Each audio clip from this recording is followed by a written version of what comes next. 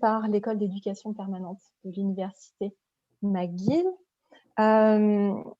Cette table ronde est intitulée, comme vous le voyez, quelques degrés de parenté, discussion croisée sur la traduction.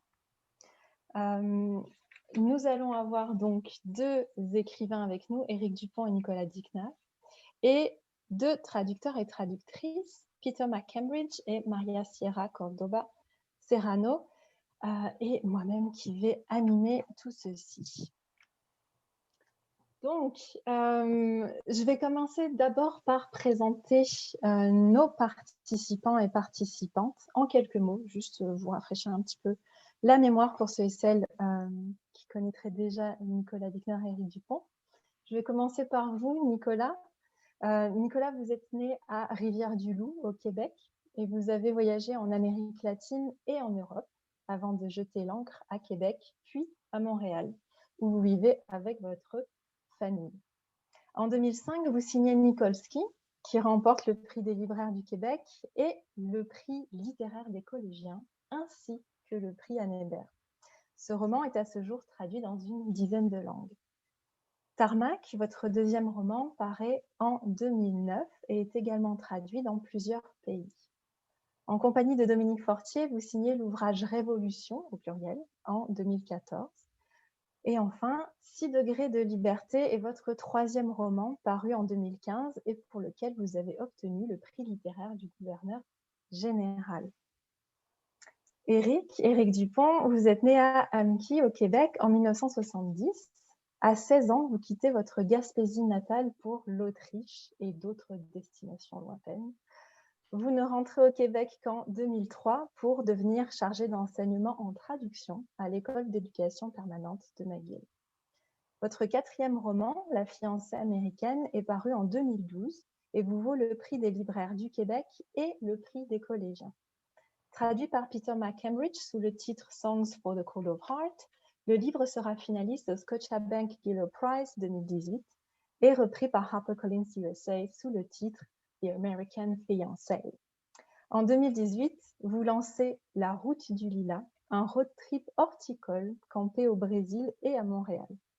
Votre écriture est caractérisée par des interventions surnaturelles dans le réel et par une légèreté tonale qui n'exclut jamais la profondeur. Je me tourne maintenant vers vos traducteurs et traductrices. Je vais commencer par Maria Sierra. Maria Sierra Cordoba Serrano, vous avez vécu, étudié et travaillé en Espagne, en Belgique, au Royaume-Uni, au Canada et aux États-Unis. Actuellement établie à Montréal, vous dirigez l'unité de traduction de l'École d'éducation permanente à McGill, où vous êtes aussi professeur agrégé. Avant d'occuper ce poste, vous avez été professeur agrégé au Middlebury Institute of International Studies à Monterey, en Californie. Vos recherches se concentrent sur les approches sociologiques en traduction. En plus de votre ouvrage intitulé « Le Québec traduit en Espagne, analyse sociologique de l'exportation d'une culture périphérique », des traductions espagnoles de nouvelles des auteurs québécois Marie-Célie Agnan et Ying Chen et des romans Nikolski et 6 degrés de liberté de Nicolas Dicknaff, vous avez publié de nombreux chapitres de livres et des articles sur la littérature québécoise traduite en espagnol dans des revues telles que Meta, TTR, Globe, Monty, Norte America et divers collectifs. Peter McCambridge, vous êtes originaire d'Irlande et vous avez obtenu un billet en langue moderne à l'université de Cambridge en Angleterre. Vous vivez à Québec depuis 2003, où vous dirigez Québec Reads et QC Fiction, une nouvelle collection de Baraka Books d'œuvres québécoises traduites en anglais. Songs for the Cold of Heart, votre traduction du roman La fiancée américaine d'Éric Dupont, a été finaliste pour le Scotiabank Giller Prize 2018 et pour la catégorie traduction des prix littéraires du gouverneur général 2018. Ce titre a ensuite été repris par l'éditeur américain HarperCollins, comme je l'ai dit, pour une diffusion mondiale. Voilà pour les présentations. Quant à moi, Audrey Coussy, je suis traductrice littéraire depuis 2009 et professeure adjointe en traductologie et traduction littéraire au département des littératures de langue française, de traduction et de création de l'Université McGill. C'est pourquoi je suis ravie de pouvoir animer cette table ronde aujourd'hui. Elle va se dérouler en 4 étapes. juste pour poser un petit peu le décor, avec une première discussion avec nos écrivains, puis une discussion avec nos traducteurs et traductrices avant de faire dialoguer notre quatuor et enfin de prendre quelques questions du public. Vous pouvez passer d'ailleurs par le chat pour poser vos questions. Nous avons Jessica qui s'occupe de les récupérer.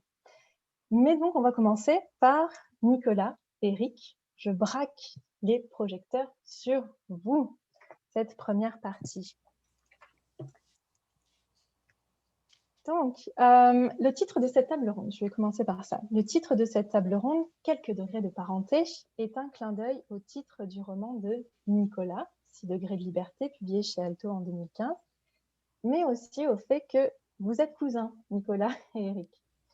On peut y voir aussi un écho à vos romans qui tissent un réseau de liens entre leurs personnages qui eux-mêmes et elles-mêmes partagent des degrés de parenté. Donc, je vais commencer par une question assez pratique. Comment est-ce que vous faites pour tisser ces réseaux au moment de l'écriture? Est-ce que c'est déjà dans vos têtes quand vous commencez à travailler ou ça se forme au fur et à mesure?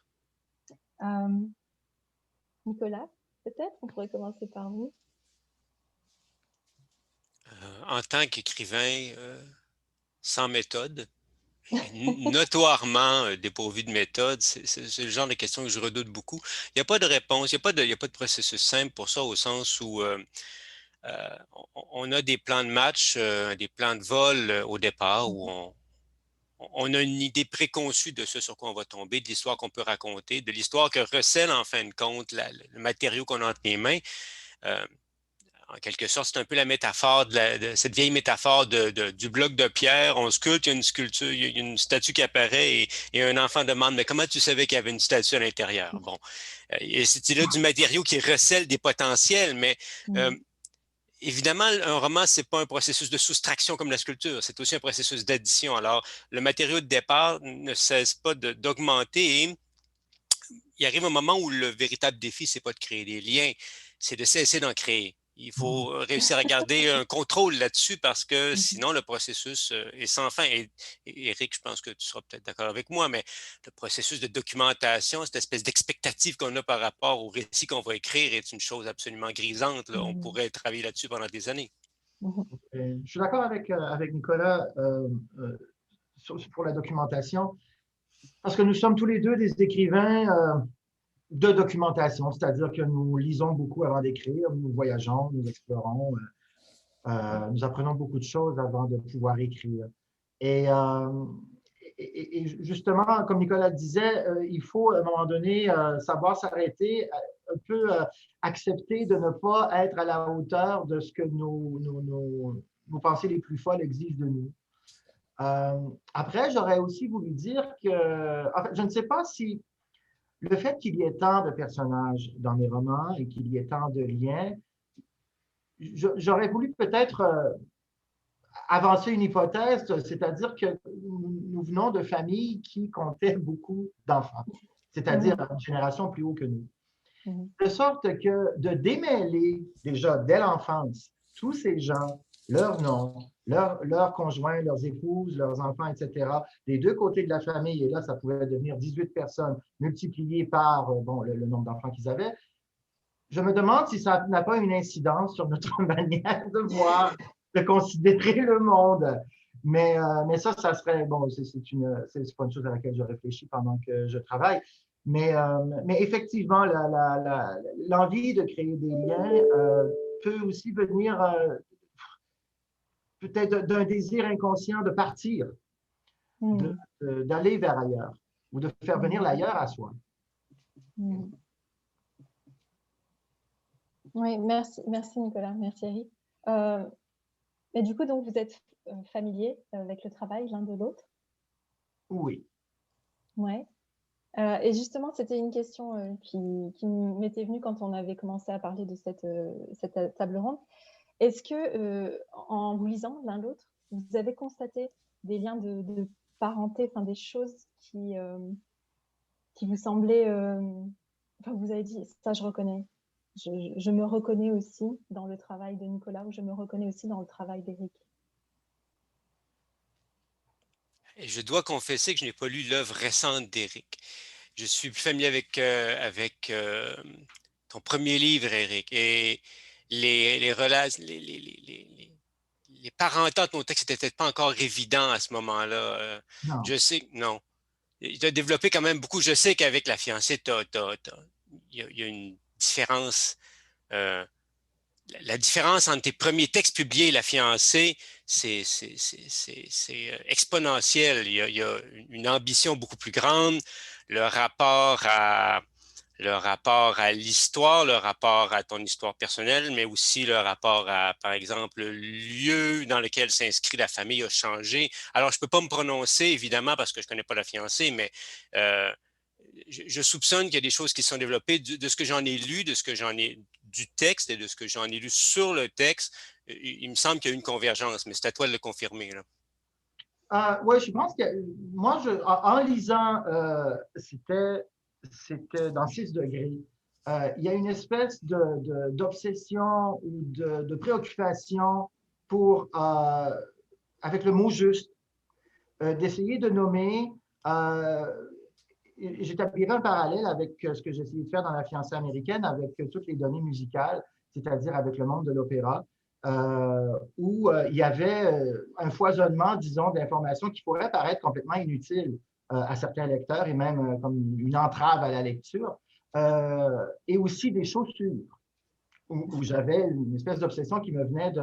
Ça, c'est l'héritage de ces quelques années où j'ai été le traducteur pour Clark's Canada vers le français. Donc, j'ai retrouvé dans ce que tu fais, autant dans Nikolski que dans 6 degrés, cette espèce de respect quand vient le temps de nommer les objets et cette espèce de préoccupation technique qui fait que un talon compensé, c'est pas un talon normal, tu vois, ou que tu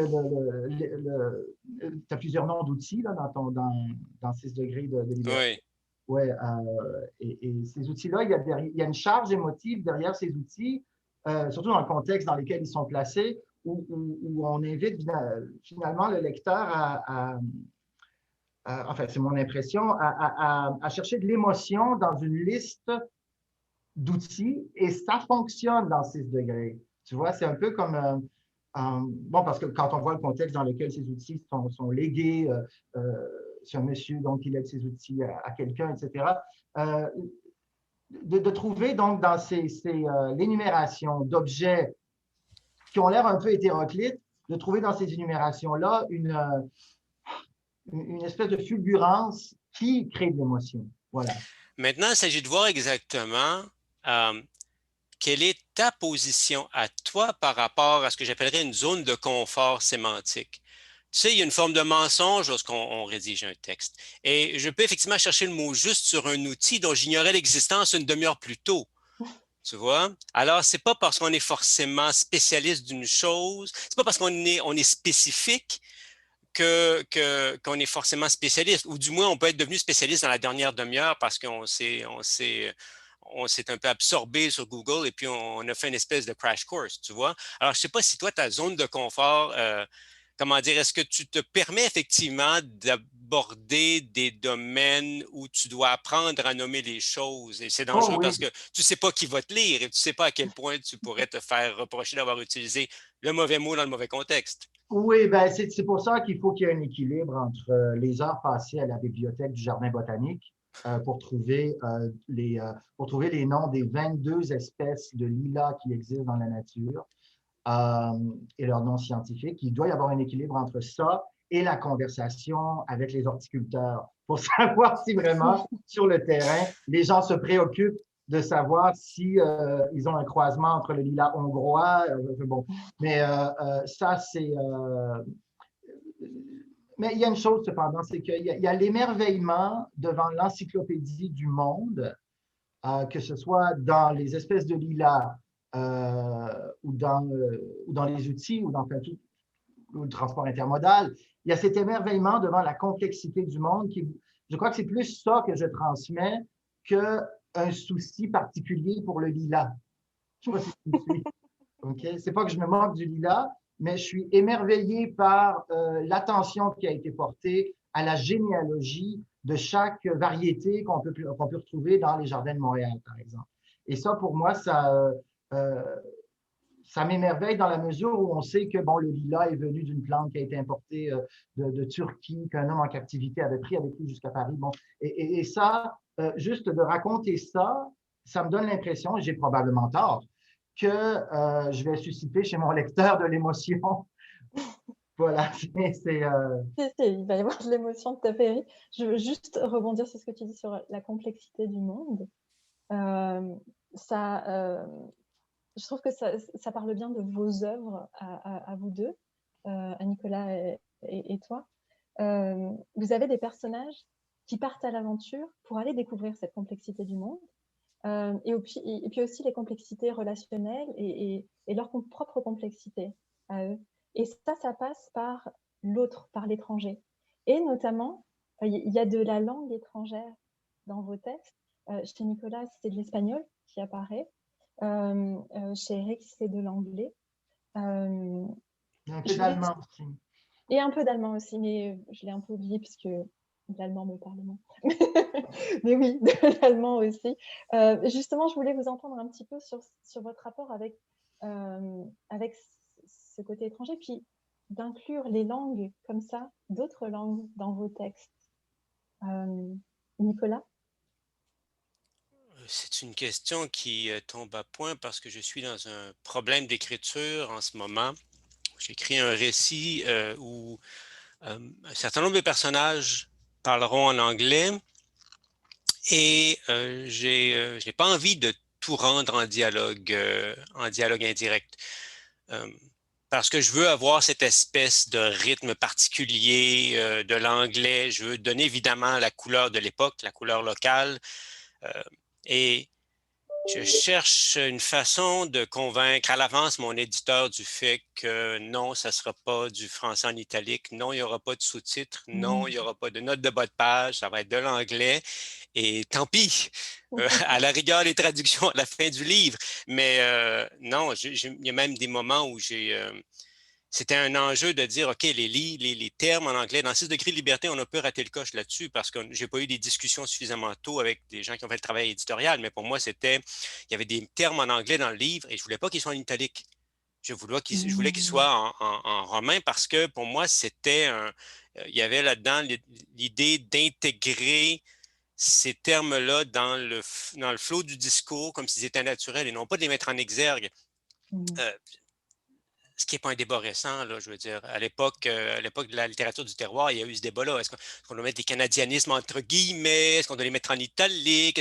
Puis l'espèce de modernisation du rendu du vernaculaire dans ce débat-là du terroir, ça a été de dire finalement, on ne les met pas en italique, on ne les met pas en guillemets, on les rend comme si c'était des mots normaux. Et puis j'aimerais avoir cette approche-là dans le prochain livre où le recours en anglais ou à d'autres langues que je ne révélerai pas ici par souci de protéger le secret, mais que ce soit intégré d'une manière absolument transparente dans le texte. Oui, une chose naturelle, comme un matériau, tout simplement. Comme un matériau. Non, mon Dieu, je reconnais là une préoccupation. Bon, elle est commune à tous les écrivains, j'imagine. Nicolas a mentionné son éditeur et le fait qu'il y a une discussion qui pourrait avoir lieu ou qui doit avoir lieu, enfin, sur la manière de traiter les mots étrangers ou certains mots dans le texte. Bon, il faut parler de l'éditeur, évidemment, hein, parce que c'est un peu, c'est peut-être comment est-ce que je peux dire, le 6e invité de cette conversation, mais qui n'est pas là. On a toujours notre éditeur en tête, tous les deux. Moi, j'ai une éditrice, lui a un éditeur en tête quand nous écrivons. La préoccupation pour moi dans le dernier roman, dans La route du lilas, ça a vraiment été un combat pour la typographie, justement sur les variétés de lilas. Moi, je voulais qu'on reproduise la typographie telle qu'on la retrouve dans les ouvrages spécialisés autour des variétés, qui sont des sortes de demi-apostrophes, si vous voulez. Bon. Et ça a été un petit combat quand même pour l'obtenir. Donc, il y a non seulement cette préoccupation que je vois chez toi, Nicolas, qui me rassure, mais qui doit être commune à beaucoup d'écrivains, de vouloir introduire dans un roman des mots ou des lexèmes, enfin, qui ne se font pas dans le langage courant et de ne pas se comporter comme si nous étions en train d'écrire un article savant. C'est ça pour moi, en tout cas, souvent, c'est un problème. De mettre des mots en italique parce qu'ils viennent d'une langue étrangère dans un de mes romans, pour moi, c'est contre nature parce que la situation qui est présentée dans laquelle, habituellement, dans les romans, la situation qui est présentée dans laquelle les mots portugais ou les mots allemands surviennent n'est pas une situation où l'allemand ou le portugais est étranger. De sorte Voilà. que je n'arrive pas à justifier les guillemets. Bon, moi, évidemment aussi, dans une journée normale, je vais parler 3 langues, c'est clair. Juste. Ensuite, ça en ajoute une 4e quand je prends des nouvelles de l'Autriche. Bon, voilà. Donc, pour moi, commencer à mettre des guillemets chaque fois que j'ai un mot étranger dans ma vie, c'est compliqué. Et c'est pour ça que peut-être que nos romans sont une réflexion sur le traitement typographique des mots, je ne sais pas. J'aimerais qu'ils soient considérés comme autre chose que ça quand même. Mais il y a cette préoccupation-là aussi non seulement de choisir les mots, mais de leur donner un traitement typographique qui corresponde à notre relation avec eux. Tout à fait. Et j'ai l'impression que c'est vraiment une relation très canadienne. Enfin, moi, en tant que Française, l'anglais s'immisce partout, mais c'est pas du tout le même rapport que ce que toi et Nicolas vous décrivez. Il y a clairement c'est familier, c'est pas étranger. Ce qui va être utilisé là, l'anglais qui va être utilisé dans tel contexte, ou ce que tu disais, Eric, avec l'allemand, dans ton texte, il n'est pas utilisé comme une langue étrangère. Non. Voilà. Il y a du familier, en fait, avec cette langue étrangère qui arrive. Exactement. Oui, et puis il y a aussi le grand problème que j'ai eu dans La fiancée américaine, et c'est le problème que Nicolas a décrit tout à l'heure, c'est d'avoir mes personnages québécois qui évoluent en Allemagne, qui ont appris l'allemand, qui parlent allemand avec leurs voisins, mais presque avec l'envie d'inventer une nouvelle convention où on mettrait dans la marge cette conversation a lieu en allemand pour un peu régler le cas, parce que mais bon. Louis Hamelin a fait ça, tu sais. Ah, je savais pas. Oui, dans Le joueur de flûte. OK. Si je ne m'abuse, ou à une certaine page, il indique en note de bas de page, ça se passe sur la côte ouest, il indique en note de bas de page. À partir d'ici, sans qu'il y ait sans que ce soit indiqué, sans qu'il y ait aucun italique, le recours à aucune convention typographique, assumez que les dialogues sont en anglais et il poursuit en français. Mais tu vois, ça me paraît tout à fait. Pour moi, ça me paraît acceptable. J'en parlais avec mon éditrice, on verra. Mais, mais ça me paraît. C'est la solution simple et de bon goût, là, tu vois. C'est ce qui est plus classique, tu sais, quand on remonte historiquement dans la littérature, les auteurs décrivaient des scènes qui se passaient dans des pays étrangers, puis ils n'adoptaient pas la langue de la place. Ils écrivaient dans leur propre langue sans qu'il y ait aucune espèce de forme de... C'était naturel. C'était naturel, tout simplement. C'était une question d'esthétique. On comprenait ça, on le traduisait, c'était dans le zeitgeist. Oui, c'était la convention de l'époque, mais je pense qu'on peut faire confiance au lecteur, que le lecteur va suivre ça. C'est juste qu'on a arrêté de le faire. Parce que tous les autres artifices qui peuvent servir à montrer ce changement cette diglossie, le changement de langue, qu'il soit fréquent ou pas dans un passage, tous les autres artifices, je les trouve un peu... sur 3 pages, ils sont amusants. Sur 40 pages, ils deviennent lourds. Et voilà. Oui. Est-ce que moi, je peux ajouter quelque chose? Oui, justement, Peter, j'allais faire. Je trouve ça intéressant qu'à ici pour parler de la traduction, et là, Eric, tu viens de mentionner le lecteur, l'éditeur, et il n'y a personne qui a pensé au pauvre traducteur qui va suivre jusqu'ici, qu'est-ce qu'il va faire avec tout ça? Oui, peut-être qu'on Non, parce qu'honnêtement, ça m'est pas mal égal si le livre étranger se retrouve en italique ou pas. Mais mettons, si on met le dialogue en anglais dans un livre de langue française, mais là, c'est une langue étrangère, mais rendu la traduction anglaise, ce n'est plus une langue étrangère, c'est toute la dynamique qui va changer, italique ou pas italique. Qu'est-ce que je vais faire avec moi, rendu là? Vous pensez, comme auteur, vous ne pensez pas du tout qu'est-ce qu'est-ce que le traducteur va faire avec ça? Non, Nicolas, est-ce que tu y penses beaucoup? La convention traditionnelle, c'est qu'on va avoir, mettons, on a des termes en anglais, des dialogues en anglais dans l'original. À la traduction en anglais, on va mettre en italique les originaux en disant, la première occurrence, les termes en italique sont en anglais dans le texte original. Bon. Mais on s'entend qu'il y a un compromis peu importe la version, il va y avoir un compromis. On ne va pas non plus dans... Parce que ce serait imaginable de mettre des dialogues en anglais dans un livre destiné au lectorat francophone du Québec. Je crois que mettre des dialogues en français dans un livre destiné au lectorat anglophone, c'est un peu moins jouable. Alors, il va y avoir un compromis certainement à une étape ou une autre. Mais c'est vrai, effectivement, Peter, il arrive un point où on adopte des postures esthétiques qui échappent au domaine du traduisible. C'est épouvantable ce que j'ai dit là, les traducteurs. Les traductrices n'aiment vraiment pas lorsque je dis qu'il y a des choses qui échappent au traduisible, mais il y a des choses qui échappent au traduisible. Mais c'est parfait, Nicolas, parce que ça m'amène justement à la deuxième partie de notre discussion, qui là va être consacrée à nos traducteurs et traductrices. Donc, merci Eric, merci Nicolas. On vous laisse vous reposer la voix et on va donner voix justement à Maria Sierra et à Peter. Je voulais vraiment commencer par une question très, très basique de base. Je voulais savoir depuis combien de temps vous traduisez. Maria, Sierra? Depuis maintenant? Ouais. Donc, j'ai commencé en 2001 à traduire professionnellement, mais je n'ai pas pris les sentiers de la traduction littéraire en 2001, mais en 2000, en fait, 10. J'ai commencé avec des récits courts et Nikolsky et Cissé-Gray sont venus beaucoup plus tard. La littérature m'est passionnée, m'intimidait aussi. Donc, il m'a fallu me sentir à l'aise.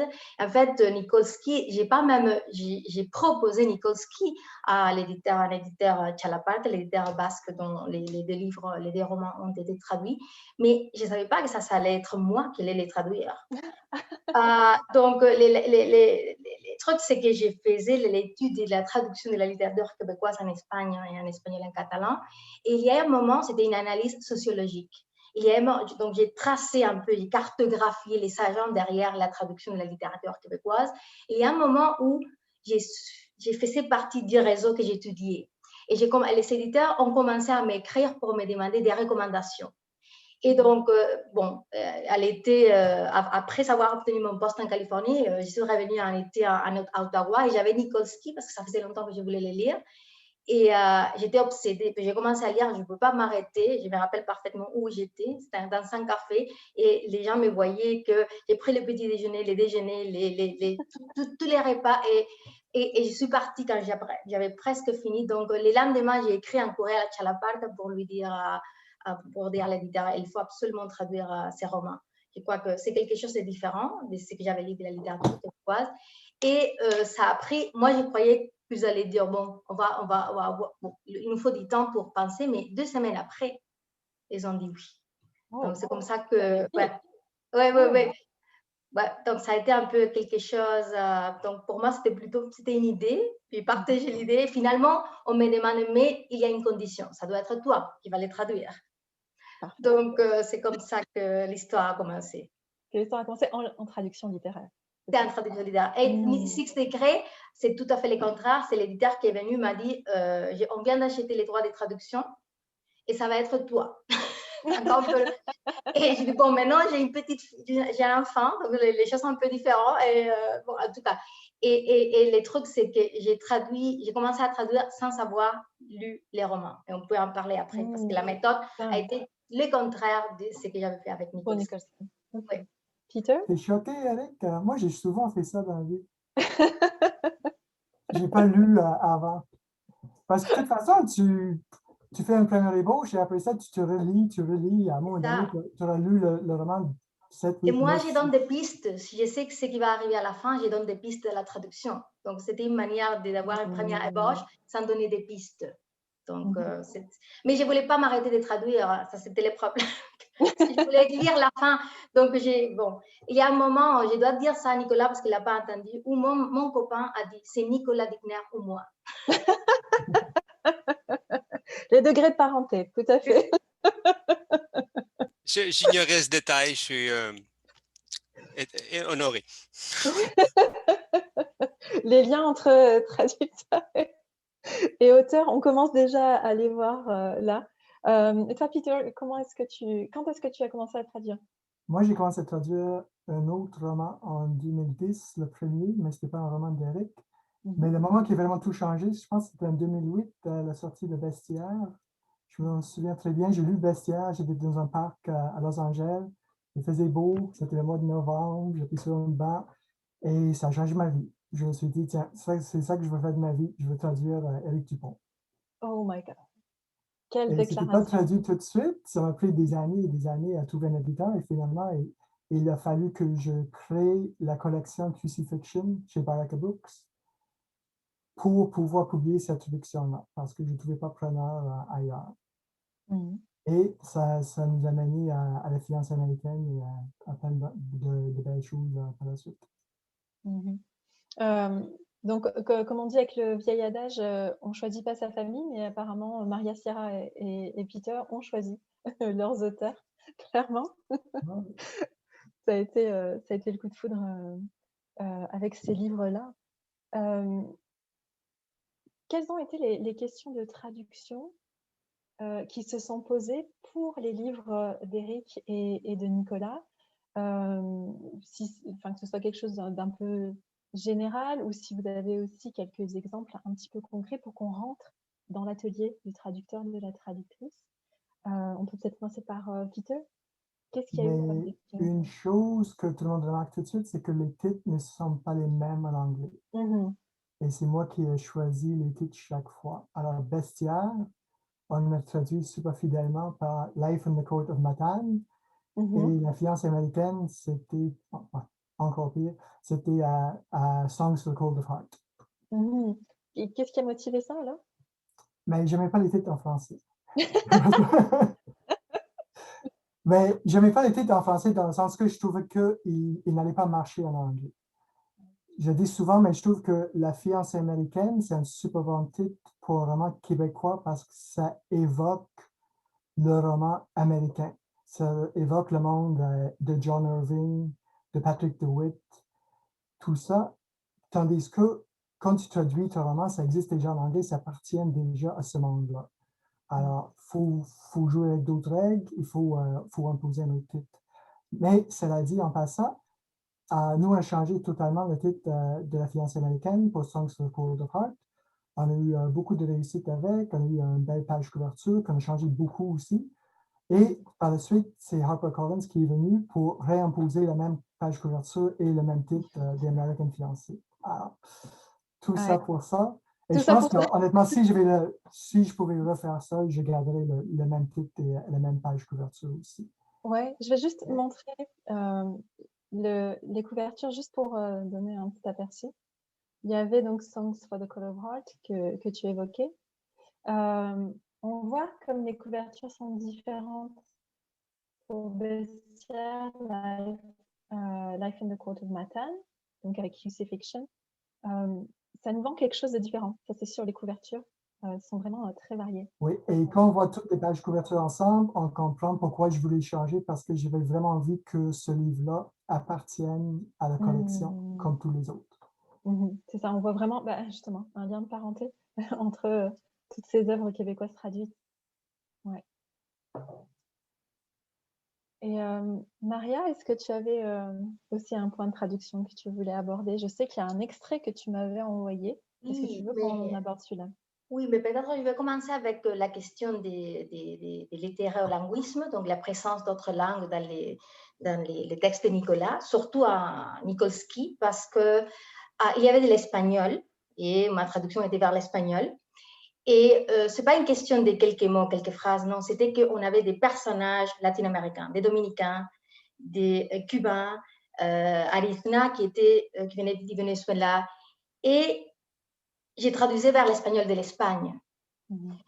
Donc, d'abord, c'était dans les dialogues, pas dans la narration, mais dans les dialogues, je voulais reprendre, je voulais refléter les variétés d'espagnol des personnages.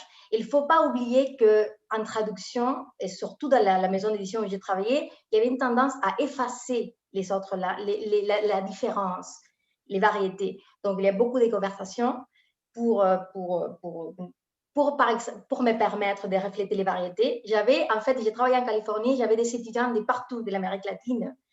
Et donc, j'ai pu au moins faire lire les parties des personnages, des Cubains, des Dominicains et Vénézuéliens. J'avais les trois. Donc, j'ai pu faire lire les parties où il y avait. Donc, il y avait c'était accepté par les étudiants. Mais l'enjeu encore plus difficile était Noah, parce que Noah apprend l'espagnol comme langue seconde.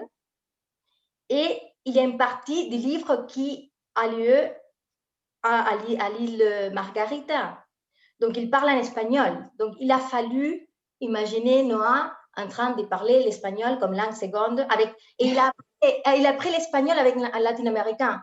Donc, j'ai passé des journées à penser à Noah, comment il parlait. Il y a un moment où je croyais que Noah était chez moi et tout ça. C'est vraiment l'obsession. C'est pour ça que j'insiste que mon copain était vraiment... ça y est. Mais je me rappelle que j'ai écrit à Nicolas pour dire comment est-ce que Noah parle. Comment tu t'imagines à Noah parler. Pour moi, ça a été un enjeu important. Mais c'est aussi parce que j'ai travaillé avec un prof de l'Université d'Ottawa, Rémi Grudman, qui travaille dans la recherche et sur l'hétérolinguisme, la présence des langues dans la littérature. Et donc, pour moi, c'était un enjeu important. Je voulais vraiment faire quelque chose de différent. Donc, ça c'était un enjeu pour Nikolsky. À 6 degrés, pas vraiment. Il n'y a pas eu de problème comme ça. Mais encore, les mots justes, la terminologie. Il y a les mythes que quand on traduit la littérature, les textes sont moins techniques. Bon, il faut traduire Nicolas Digner ou Éric Dupont pour remettre en question très vite. Donc, il est lilas. Mais il fait le travail de documentation comme le fait un traducteur. Donc, c'était un processus. Donc, on n'est pas des spécialistes, mais on devient un spécialiste à base de chercher. Donc, pour 6 degrés, il y avait toute la terminologie du transport intermodal. Et donc, pour moi, c'était important de faire lire ma traduction en espagnol par des gens qui étaient des spécialistes. J'ai fait la même chose avec les jargons informatiques. J'étais obsédée avec les mots justes aussi et je voulais rendre hommage à ce que Nicolas avait fait. Et en fait, pour la terminologie, la partie pour moi la plus difficile, et en fait, j'ai dû embaucher une étudiante qui m'a aidée à vérifier les termes, étaient les outils de l'arrière-grand-père de Robert, les outils des banistes, des menuisiers, parce que bon, c'était des outils d'il y a un siècle et demi, depuis la date du roman. Donc, ça a été super difficile à chercher, à vérifier. Donc, on a dû, les travaux des terminologiques a été impressionnant. Donc, mes compétences comme traductrice des textes pragmatiques étaient très utiles pour faire la recherche terminologique. En fait, il y a plusieurs... disons, chances terminologiques dans les romans. C'est pas, je peux continuer.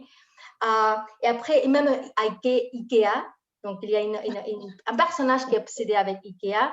Et donc, il y a pour Nicolas décrit Ikea avec une précision impressionnante. Mais mon problème, c'est que moi, j'ai quitté l'Espagne quand Ikea n'existait pas. On n'avait pas tellement d'Ikea. Donc, j'ai pu trouver des choses sur l'Internet, mais après, mon frère est allé chez Ikea pour vérifier des termes. Donc, c'était toute la famille, encore un degré des parents. Toute la famille qui allait chercher. Qui a participé dans la traduction des textes de Nicolas. En fait, ils sont contents que Nicolas n'a pas écrit dernièrement parce que sinon, c'était toute la famille qui travaille vraiment fort pour... On va trop solliciter. C'est ça. Et peut-être, Audrey, tu pourrais lire un exemple que j'ai. Vraiment, c'est une description. C'est une petite description. Quand je l'ai lu comme lectrice, c'était dans Nikolsky, c'était inoffensive. Je l'ai lu très vite. Ça décrit en fait la décoration dans les murs d'un appartement en 4,5, si je me rappelle bien.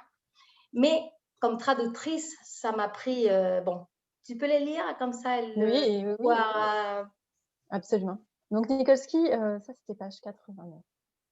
Raies étoilées, éperlants arc-en-ciel, esturgeons, harengs, sardines, truites de mer, anguilles, morues, merlans, motels à 3 barbillons, Saint-Pierre, mulets, surmulets, muges à grosses lèvres, bonites à d'oreiller, espadons, grand sébaste, petit sébaste, flétans nains, cycloptères, limandes, fausses limandes, balaou, l'appartement grouille de poissons. Il nage sur tous les murs, sous forme d'affiches, de cartes postales et de modèles réduits en caoutchouc polychrome. L'endroit est propre, bien ordonné, mais Noah ne remarque rien d'autre que les poissons. Serait-il tombé chez une sorte de piscinane? J'aimerais préciser que je ne me souviens absolument pas d'où sort cette liste de poissons-là et que j'en connais pas les 3/4. Comme quoi, là, on ne devient pas spécialiste, comme vous dites. Nicolas, c'est sur le moment. Ben, ça remonte à il y a 20 ans aussi. Là. J'ai peut-être ça dans mes archives, mais C'est ça. Moi, je n'oublie pas, hein, je sens les poissons toujours. Toujours, toujours. Et Peter, justement, est-ce qu'il y a eu des questions comme ça, terminologiques, qui se sont présentées dans les textes d'Éric? Là, il nous évoquait un petit peu les différents lilas, enfin tout le travail que lui, il fait de son côté. Et je me suis dit que ça doit faire écho au travail du traducteur, évidemment. Mais en écoutant ça, je dirais qu'Eric est beaucoup moins technique. Mais je dirais que le monde d'Eric est tellement spécial. Comme moi, je suis en train de traduire, je me pose toujours la question, est-ce que je suis en train de traduire un contexte culturel québécois que je ne connais pas dans cette phrase-là, ou est-ce que c'est une expression que vient d'inventer Eric? Alors, j'ai un exemple ici, quelque part, c'est il y a un personnage à un moment donné qui fait quelque chose avec la résignation des oiseaux. Oh oui, Là, je pose la question à Eric, est-ce que ça, c'est toi qui viens de créer cette expression-là ou c'est juste une expression que je ne connais pas? Et à la fin de La fiancée américaine aussi, il y a un personnage qui a failli avaler sa montre. Et là, je me souviens très bien qu'on a fait ça, quand j'ai traduit ça, je me fais réviser et la personne qui m'a révisé voulait mettre quelque chose en anglais comme il a failli avoir une crise cardiaque ou on a voulu quelqu'un d'autre a voulu comme rendre plus normal le langage utilisé par Eric. Parce que dans une traduction aussi, on a toujours très peur de faire peur au lecteur, d'avoir des expressions qui ne sont pas toujours les expressions les plus courantes. Au cas où on penserait peut-être, ah, ça c'est mal traduit, c'est bizarre cette phrase-là. Mais la beauté du langage d'Eric, c'est que justement, des fois c'est bizarre, des fois il y a des choses extraordinaires dedans. Et comme traducteur, il faut faire attention de garder tout ce qui est extraordinaire et pas d'aplatir en anglais. Et ça, c'est des choses que je dirais qui sont caractéristiques de tous les romans d'Éric, comme des liens justement de parenté que tu as retrouvés au moment de les traduire.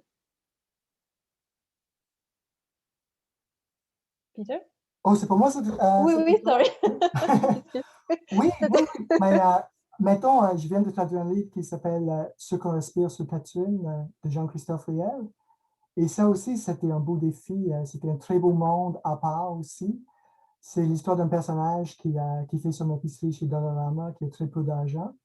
Alors, la vie, à lui, c'est très terre à terre. Et tout d'un coup, il y a un moment de beauté qui sort de nulle part. Où, il commence à parler de requins à l'hôpital. Et là aussi, il faut poser des questions. Il dit des choses comme, je ne sais pas, j'ai la tête d'un chat ou des choses comme ça.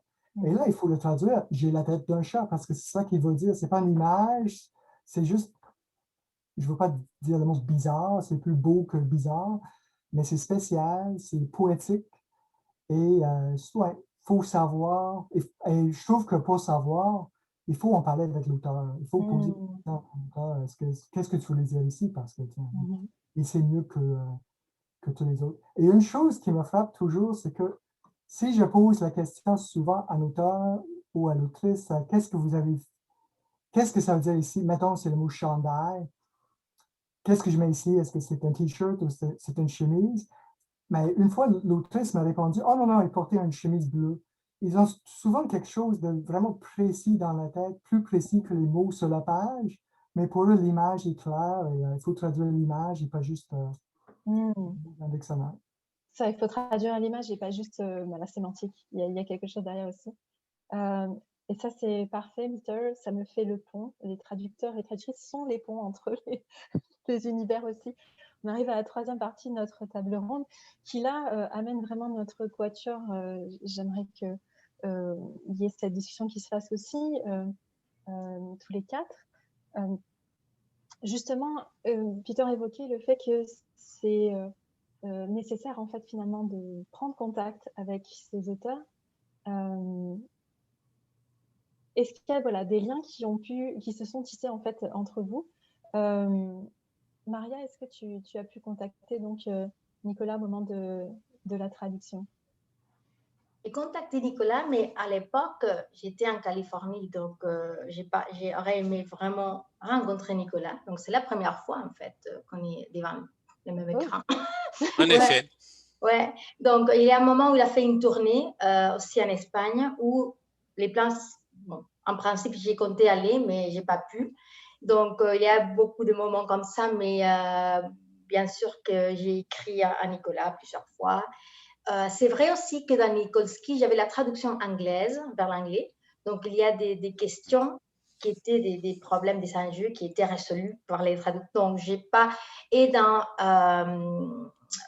6 degrés, j'ai attendu jusqu'à la fin parce que, bon, il y a toujours... je sais pas, il y a une sorte de... quand on admire un auteur, on ne peut pas les déranger trop. Moi, donc, vraiment, c'était une question donc, j'ai préparé toutes les questions à la fin et tout ça. Bon, bien sûr, j'ai écrit à Nicolas, mais c'est la première fois vraiment qu'on est devant les mêmes écrans. C'est Maria, je pense que j'ai en tout et partout, j'ai pas fait le compte, mais j'ai peut-être eu une quinzaine de traducteurs dans mes œuvres, dans ma vie. Puis je crois que j'ai parlé à 3 ou 4 des personnes qui ont traduit mes livres. C'est jamais une source ça nous dérange jamais. C'est au contraire, lorsque je sais qu'on va traduire mon livre et que je reçois aucun signe de vie de la personne qui va traduire, je trouve ça parfois inquiétant. Surtout lorsque c'est une personne qui est issue d'une culture qui est très distante. Tu sais, quelqu'un qui va traduire en, je sais pas, moi, je veux pas donner de langue, mais quelque part en Europe de l'Est, mettons, ou au Proche-Orient, tu te dis, ah ouais, même pas eu un petit signe de vie. OK. Alors non, ça dérange jamais. Eric? Moi, la collaboration avec moi et Peter, on se parle souvent, il me pose souvent des questions. Je me souviens d'ailleurs, quand il a montré cette histoire de la montre, là, du type qui a avalé sa montre, ou qui a failli avaler sa montre, qui est d'ailleurs une expression française, qui n'est pas, pas mon invention, quand les oiseaux se résignent, là, c'est plus moi, ça. Mais la montre avalée, c'est pas une invention. Et je me souviens du moment où j'ai reçu cette question-là, oui. Et j'étais au Brésil, il me semble. Et je me souviens aussi, c'est au Brésil que je recevais les chapitres de La fiancée en anglais et où je les lisais et je commençais à les lire. Et tout de suite, j'avais un réflexe où je voulais un peu considérer cette traduction-là comme je considère les analyses comparatives que je présente à mes étudiants dans mes cours de traduction. Mais à un moment donné, Peter l'avait traduit dans un anglais tellement fluide, tellement coulant, que mon esprit n'a pas voulu se poser ces questions-là après la page 2. C'est comme si je relisais l'histoire pour la première fois. C'est ça. Et je me souviens, j'ai eu un peu l'impression que je me promenais dans la ville et puis que je tombais sur quelqu'un qui avait volé mes vêtements, puis qu'il y avait un attroupement autour de lui qui était en train de raconter mes histoires en anglais. Puis qu'au lieu de l'interrompre pour lui dire excuse, mais ce sont mes histoires, mais je me plaçais avec les gens dans le public pour l'écouter parce que vraiment, c'était intéressant ce qu'il disait. Et puis, c'est un peu ça que j'avais comme impression. Et bon, pour les degrés de parenté, moi, je pense que le traducteur, c'est celui qui, entre autres choses, c'est celui qui a la tâche de prendre ce qui est étranger et de le rendre familier. Et de sorte que quand le lecteur en langue d'arrivée aborde le texte traduit, qu'il n'ait pas une impression d'étrangeté complète, qu'il y ait des amarres, qu'il y ait des prises. Okay? Et pour ça, je pense et comme bon, le traducteur est c'est votre meilleur lecteur, il lit entre les mots, entre les lignes, partout. Et les erreurs que vos réviseurs n'ont pas attrapées, lui va les trouver. OK? Bon. Et d'ailleurs, c'est pour ça que c'est une personne qui vit dans votre tête pas mal plus que la plupart de mes parents, j'imagine, ou de mes. Bon. Et c'est la personne qui vous introduit dans une nouvelle famille, un peu. C'est un peu, comme je disais tout à l'heure, celui qui vous rend familier à ceux pour lesquels vous étiez avant étranger. Donc, c'est pour ça que je pense que la traduction, moi, en tout cas, elle établit un degré de parenté qui est tout à fait à elle, qui est tout à fait. Qui n'est pas, qui est un autre degré de parenté, mais qui en est un, je pense. Nicolas, est-ce que vous avez pu parcourir les traductions de vos romans? Anglais et espagnol, je ne suis pas assez confortable en allemand pour aller lire mes traductions allemandes. Mais oui, évidemment, j'ai lu toutes les traductions que je pouvais lire. Et je me reconnais beaucoup dans ce que décrit Éric. Je trouve que la métaphore de la personne qui emprunte vos vêtements est véritablement parlante. Pour revenir un peu plus tôt, on avait cette discussion sur ce que l'éditeur va dire ou va pas dire. Puis là, on vient d'introduire là-dedans la personne qui va faire la révision, puis le copy editor. Puis il y a cette espèce d'idée dans l'image romantique qu'on se fait des écrivains une espèce de connexion directe entre la personne qui a écrit et la personne qui va lire, une espèce de lien particulier. Mais il y a un énorme travail de médiation entre les gens qui écrivent et les gens qui lisent. C'est un travail qui implique, comment dire, puis lorsqu'on est dans une traduction, le bouquin a été lu, édité, révisé, re-révisé pour les coquilles. Après ça, lorsqu'il est traduit, il rentre à nouveau dans le pipeline. Il est à nouveau et il va repasser une autre copie. Alors là, moi, la version la plus à jour, c'est souvent la version qui a été traduite. Donc, il y a plusieurs couches de médiation. Mais ce qui est important de garder à l'esprit, c'est que toutes les personnes qui participent à cette médiation-là sont les personnes qui adoptent des rôles de lecture, sauf les gens qui font la traduction, qui sont les seuls dans cet édifice-là qui vont reprendre notre rôle d'auteur. Et ça leur donne une intimité avec le texte qui correspond effectivement à prendre les vêtements de quelqu'un d'autre. Les vêtements, c'est l'âme. Alors, il y a cette espèce de lien particulier. Moi, personnellement, je suis quelqu'un qui n'a aucune difficulté avec la médiation et je m'entends bien, je comprends et je respecte et je célèbre chacune des étapes de la médiation. Mais les traducteurs et les traductrices, c'est une classe à part. Peter, Maria Sierra, est-ce que vous voulez rebondir sur ce que Nicolas et Éric ont dit? Peut-être, par exemple, votre statut à part de lecteur, lectrice, auteur, autrice. Moi, je dirais que c'est sûr qu'on passe beaucoup de temps avec ces livres-là. Et c'est important comme traducteur, comme tout le monde, comme éditeur, comme tout le monde qui fait ces choix-là, qui va traduire tel livre. C'est important d'avoir le bon traducteur pour le bon livre. Et ça ne veut pas dire qu'il y a un seul traducteur c'est lui le seul au monde qui serait capable de le faire. Mais je trouve que pour les traducteurs, souvent ça arrive. Il y en a beaucoup qui font ça pour de l'argent. Il y en a qui font toutes sortes de livres. Et je trouve que la magie, ça se passe quand le bon traducteur ou la bonne traductrice pour le bon auteur. Et là, il y a une chimie imbattable. Il y a quelque chose qui se produit, quelque chose qui se crée. Aussi dans les conversations entre auteurs et dans le respect entre l'auteur et le traducteur pour améliorer ça, pour donner la meilleure version possible en anglais. Et ça n'arrive pas avec chaque livre, mais je trouve que c'est vraiment une relation, ça dépend de cette relation-là, la relation éditeur, traducteur, auteur. Faut que quelque chose de spécial se passe pour que ça soit un roman vraiment à part qui finit par traduire, et pas juste un roman comme les autres, ou un roman qui est moins magique ou moins spécial que l'original. Maria Sierra? Oui, plus ou moins la même chose. Bon, d'abord, moi, la littérature, j'ai choisi mes auteurs. Sinon, je ne traduis pas du tout. Donc, ça, c'est clair. Pour la traduction des textes pragmatiques, j'ai fait toutes sortes de choses, entre autres choses, parce que je donne des cours de traduction et je dois me recycler. Mais pour la littérature, je n'ai jamais traduire quelque chose que je n'ai pas choisi. Donc, déjà, il y a une intimité, il y a une infinité incroyable. Et puis, pour moi, c'est un processus. Je n'ai jamais vécu quelque chose comme ça. C'est tellement intime. Et pour moi, c'est une telle obsession que je ne peux pas le faire souvent. Donc, c'est pour ça qu'une fois tous les 4 ans, donc ça veut dire que l'année prochaine, j'y recommence. Il y aura un projet. Mais il y a un moment où j'imagine les personnages, je vois les scènes, je sens les poissons. C'est vraiment, j'ai vu l'histoire, j'y rêve avec les personnages. Pour moi, c'est nourrir l'âme. J'ai fait ça tous les 3 ans. Je n'ai pas besoin de pas plus que ça pour être heureuse. Et c'est aussi une obsession. Ce qui nous passionne nous obsède. Donc, oui, c'est une intimité, moi, je trouve. Mais aussi parce que je l'ai fait parce que je veux. C'est pas, j'ai des collègues qui ne choisissent pas les tests, qui ont des échéances impossibles. Pour moi, Chalaparta, par exemple, c'est moi qui décidais la date d'échéance.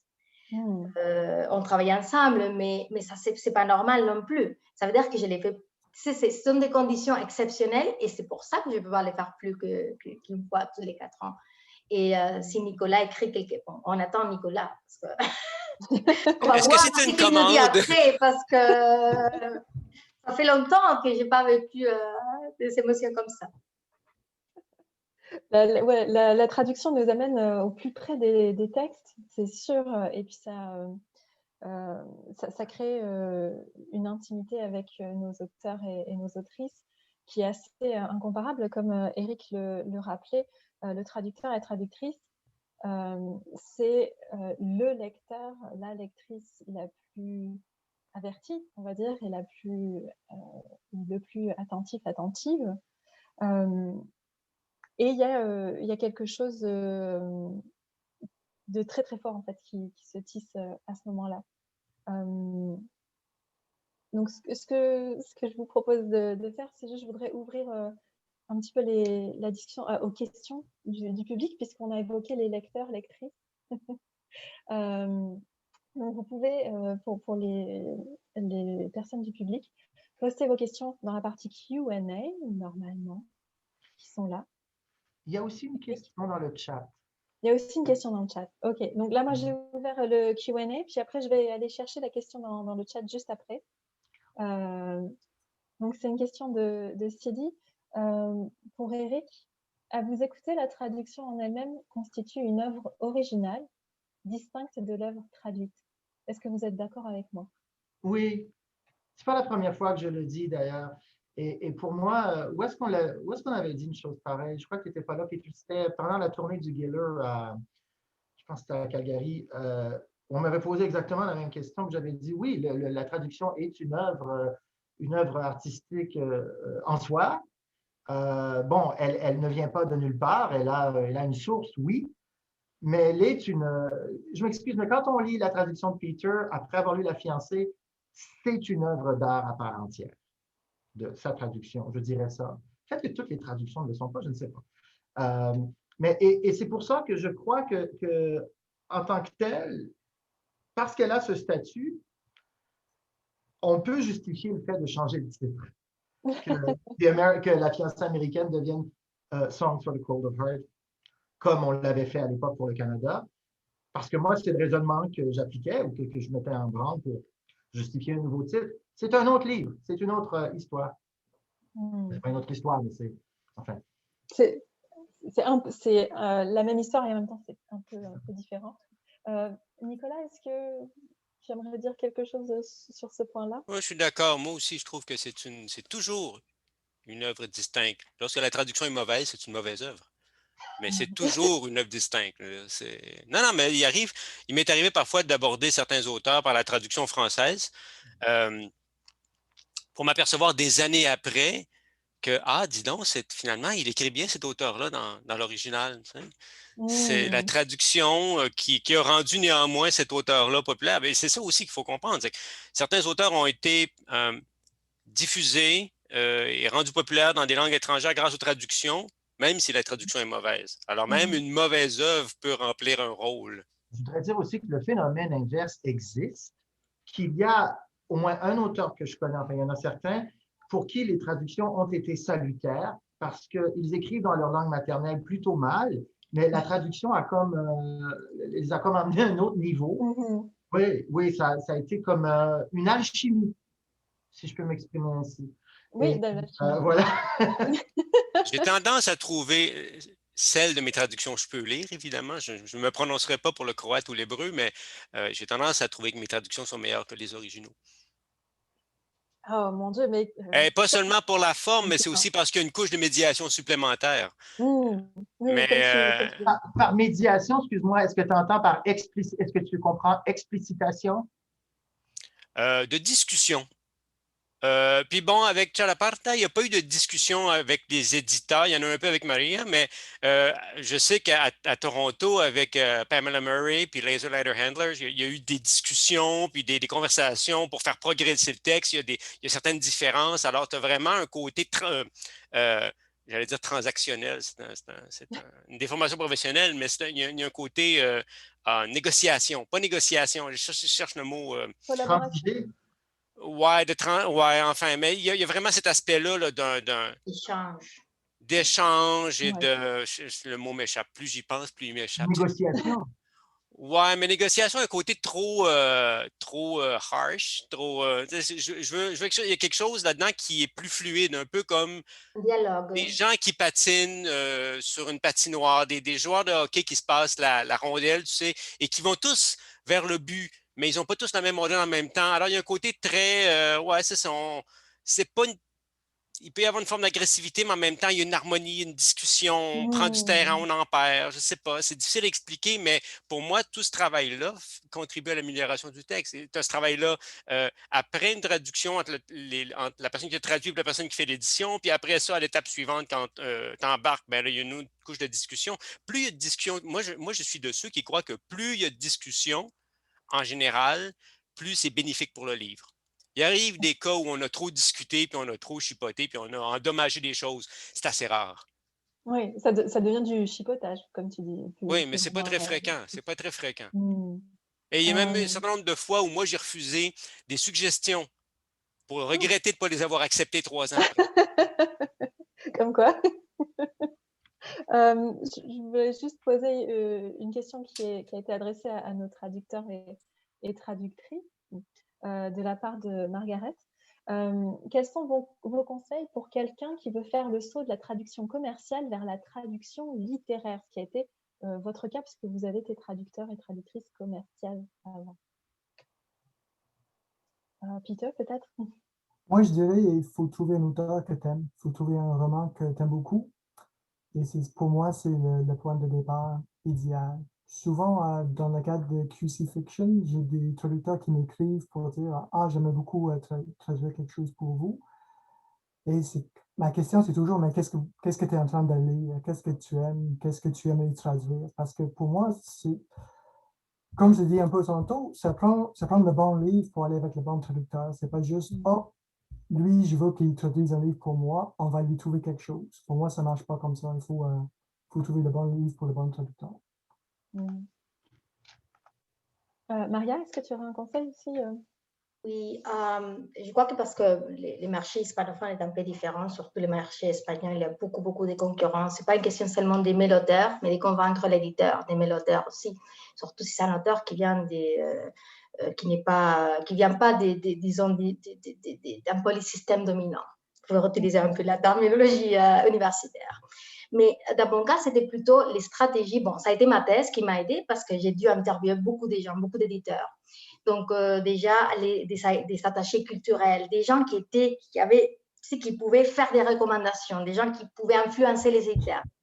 Mais c'est aussi commencer avec les éditeurs indépendants. Pour moi, en fait, je trouve que travailler, et c'est toujours mieux, travailler avec un éditeur indépendant, on a l'échange, les dialogues, la coopération dont Nicolas parlait. Moi, je trouve que ça s'est produit de manière beaucoup plus fluide. Pour moi, Chalaparta, c'était vraiment un échange. Même pour les notes de la traductrice, j'ai ajouté beaucoup plus de notes que normalement on peut ajouter à des traductions. Et par rapport à l'échange dont Nicolas parlait, je voulais mentionner que moi, j'ai fait une chose, avant même d'envoyer les textes à Chalaparta, j'avais une réviseur qui était ma cousine, donc en parlant des carrés des parents. Ma cousine qui travaillait dans le monde éditorial espagnol, qui a été éditrice pendant des années, c'était elle qui révisait les textes. Donc, moi, j'ai traduisé les matins et elle révisait les soirs parce que bon, on avait 6 heures d'écart.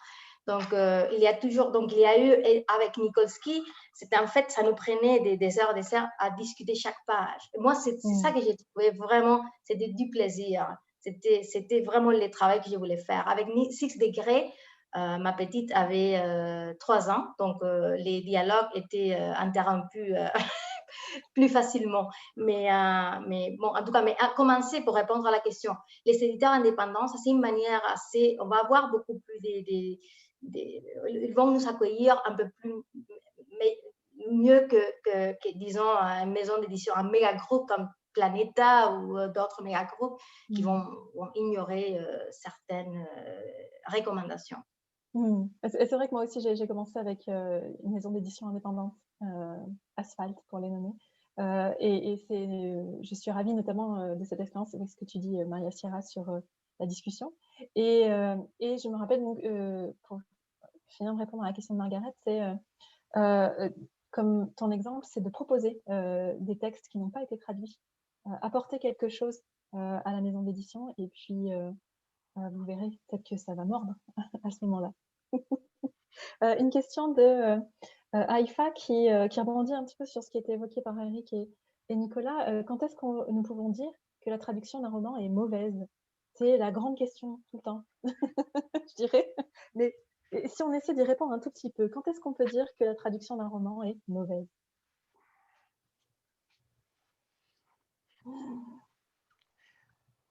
Je peux peut-être donner une perspective québécoise là-dessus. Allez, Nicolas. Au sens où moi, je lis essentiellement en anglais. Vraiment, 9 livres sur 10, je lis en anglais depuis 20 ans. Je lis pratiquement plus en français. Et l'une des raisons qui m'a poussé à ça, c'était de tomber sur trop de livres anglais qui avaient été traduits pour un public français. La traduction n'est pas forcément mauvaise, mais elle ne s'adresse pas à moi en tant que Québécois. Elle doit expliciter des choses, elle doit faire des phrases là où une simple expression aurait suffi. Et on finit par avoir, et le rapport à l'anglicisme n'est pas le même, alors on finit par avoir le sentiment d'être étranger à la traduction. Elle n'est pas nécessairement mauvaise, mais ouais, il y a un public cible, il me semble, pour une traduction. Mais à ce moment-là, elle n'est pas mauvaise. C'est juste qu'il y a eu une décision éditoriale de diffuser au Québec un livre qui n'a pas été traduit pour ce marché-ci. Tout à fait. Eric? Une question qui est très chargée. Moi, je trouve un peu... bon, j'en parle aussi dans mes cours assez souvent, ce que Nicolas vient de décrire et que beaucoup de lecteurs canadiens, français, francophones ressentent devant les traductions faites en Europe. Je trouve cependant que le jugement... qu'on est très rapide au Québec à dire qu'une traduction faite en France est mauvaise. Et je suis bien content de t'entendre dire que ce n'est pas une question d'être mauvais, c'est juste une question parfois de choix lexical ou que le lexique est différent, etc. Je trouve qu'on est très, très dur envers les traductions qui arrivent de France, surtout dans des panels littéraires, la Radio-Canada, etc. Bon, mais ça ne répond pas à la question de Haïfa. Haïfa, je voulais savoir comment est-ce qu'on fait pour savoir si la traduction est mauvaise. C'est ça. Quelqu'un mettait justement dans le chat ici, c'est Coulombe G, lorsqu'on a conscience de lire une traduction. Peut-être, oui, lorsqu'on a conscience de lire une traduction. Cependant, peut-être que dans certains cas, on a conscience de lire une traduction, que le traducteur ou la traductrice ne s'est jamais caché de faire une traduction, qu'on voit très bien que c'en est une, que c'est conscient, avoué, et que c'est bon quand même. Et là, ça peut peut-être être, selon moi, enfin, de dire qu'une traduction est mauvaise, je pense que c'est quand parfois, on ne peut même pas le dire parce qu'on ne peut même pas juger ça parce qu'on ne peut pas lire l'original. Si c'est une traduction du russe vers le français, je n'arriverai pas à en être juge. Je trouve une traduction, je ne dirais pas mauvaise, mais agaçante quand, comme Nicolas, je me rends compte que si j'avais lu en anglais, j'aurais mieux compris. Let's go with that. Ça pourrait être pas mal. Est-ce que nos traducteurs et traductrices veulent rebondir sur cette question qui est souvent très épineuse, qui vient nous chercher en tant que traducteur et traductrice? Ouais, mais en même temps, comme Eric l'a dit, la question est chargée. Hein. Elle est trop chargée, peut-être. Je trouve que comme lecteur, je suis assez rapide de dire qu'une traduction est mauvaise, mais c'est juste, je suis assez d'accord avec le fait, c'est que, mais je dirais que plus généralement, c'est quand la magie est partie, quand il n'y a plus de magie dans le texte, quand ça n'a plus le même effet que l'original, quand il y a une perte, là, c'est raté, c'est pas voulu. Et ça arrive souvent. Alors, Ben, moi, j'étais rassuré quand les gens qui ont lu La fiancée en anglais me disaient que c'était drôle et qu'ils riaient aux mêmes endroits qu'en français et à d'autres endroits en supplément. OK? ouais, moi j'ai ajouté des blagues. Hein, Parfait. Donc, on retrouve l'enrichissement qu'évoquait Nicolas avec le processus de traduction qui va venir ajouter aussi quelque chose dans le texte traduit. Juste, il y a une question que je trouve qui fait parfaitement le pont avec notre table ronde, une question qui est adressée à Eric. Eric, c'est Philippe Lavoie qui la pose. Vous avez commencé votre carrière comme traducteur. Qu'est-ce qui vous a poussé à l'écriture? Comment vous y êtes-vous pris? Ce qui m'a poussé à l'écriture, c'est pas tant, c'était avant d'être traducteur, c'est que j'ai toujours beaucoup aimé raconter des histoires.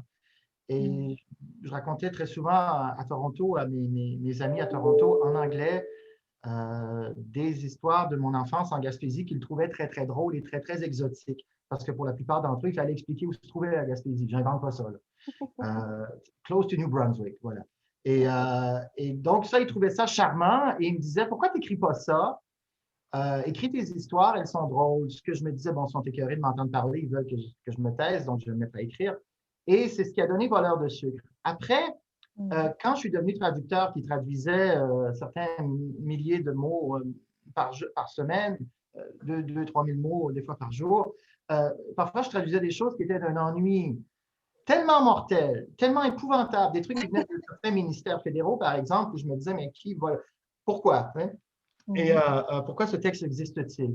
De sorte que quand je sortais de ces longues séances de traduction de textes secs, rébarbatifs, des données, là, des causes judiciaires, des affaires à traduire, bon, puis que je voulais juste un texte où il y aurait le plus de folie possible, où rien n'aurait de sens, OK?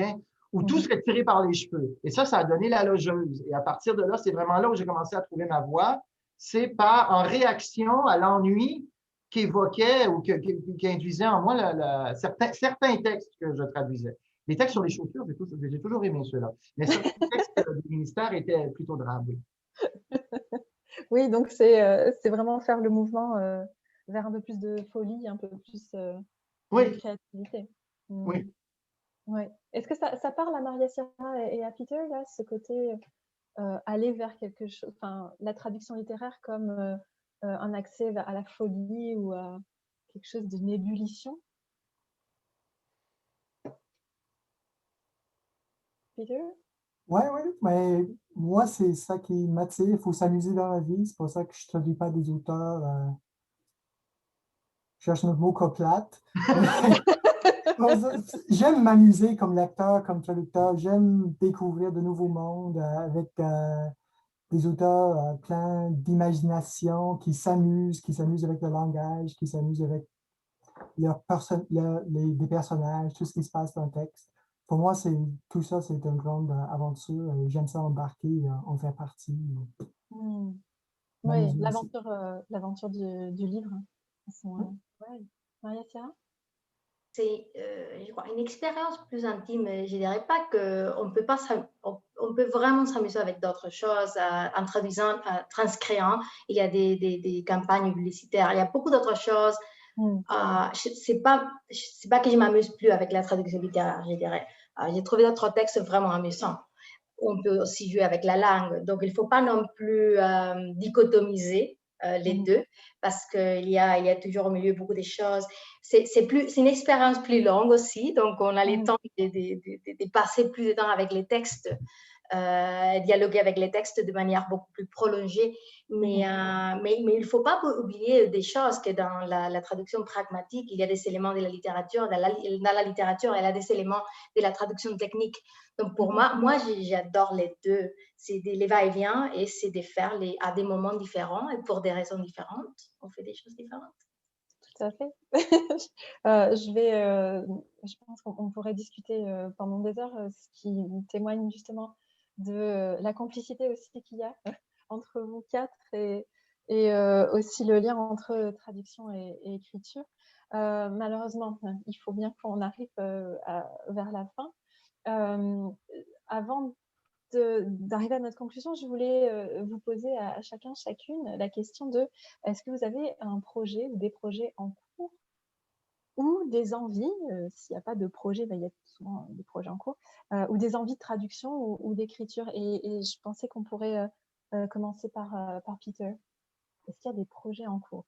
Oui, moi, la semaine passée, j'ai commencé à traduire La logeuse d'Éric Dupont. Ah ben, parfait. C'est correct. Maria Sierra? Oui, bon, il y a deux choses. D'abord, je découvre la littérature pour la jeunesse avec ma fille. Donc, il y a quelques idées, quelques projets. Mais il y a aussi un roman d'une personne qui est ici, que j'ai lu l'année dernière, et qui est un roman dur. Donc, je dois avoir l'espace mental pour pouvoir les traduire. Mais ça tombe bien. Ça veut dire beaucoup de choses au public espagnol en ce moment où il y a, avec la Covid et les histoires de terrorisme domestique, on pourrait voir, ça va être un roman qui va être bien reçu. Et aussi, on commence à mettre en question, à raconter l'histoire de l'Espagne d'une manière tout à fait différente. Donc, entre ce qui se passe en Espagne et les romans que j'ai en tête, d'un auteur qui est ici, il y a pas mal de choses, il y a encore des liens à tisser. Mais encore, il faut avoir, c'est un roman dur. Donc, à ce moment, je ne crois pas que j'ai ce qu'il faut avoir pour pouvoir l'aborder. Peut-être juste se tenir à la littérature jeunesse, peut-être. Il y a du lilas en Espagne. Éric, puisque tu as la parole, est-ce que tu as un projet en cours? Oui, j'ai un œuf qui n'est pas encore pondu. J'en ai plusieurs. J'en ai plusieurs, en fait. Bon, je viens de faire un album pour la jeunesse sur les oiseaux.